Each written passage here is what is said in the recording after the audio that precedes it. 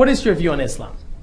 As a gay man, I'm very comfortable with Donald Trump's statements, although he made a few different statements with varying degrees of firmness on this subject. I'd be very comfortable with a halt on Muslim immigration. I would wish that had happened in London. It isn't radical Islam, it's Islam that is the problem. That is my view. I don't particularly like the way that European cities are changing. I think Germany is a horror show. I think London has changed dramatically in the last 10 years. And what happens in America matters for everybody else. What happens in America matters most. And I don't want America to go the same way. Do you consider yourself a white nationalist? No.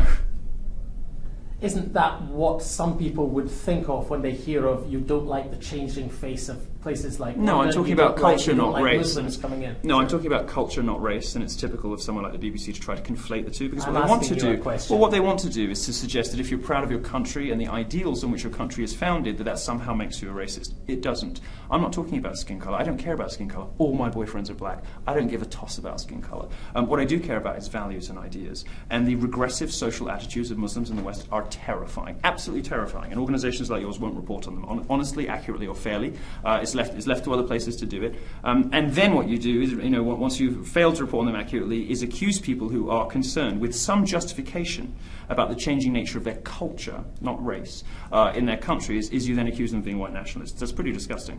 Let me be clear, I'm not accusing you of anything, I'm just asking... If I was a white nationalist, it's one of those It's a question, not an accusation. Would you ask anyone that? Would you just go randomly ask anyone else, hi madam, I've never met you before, are you a white nationalist? No, you don't do that. Well, you're doing it because you want to suggest that there is something nefarious about my belief system. You're doing it because you want to associate my admiration for American ideals, my admiration for what happens in America, and saying that matters everywhere else, freedom, democracy, property, capital.